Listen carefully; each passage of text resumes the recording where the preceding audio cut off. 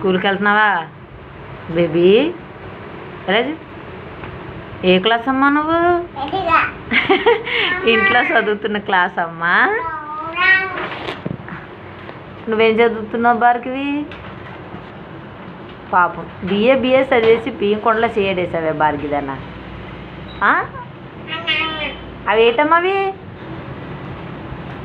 చెప్పు, ఏటది?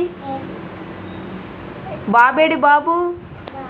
పైన ఉన్నాడు బాబు. B B B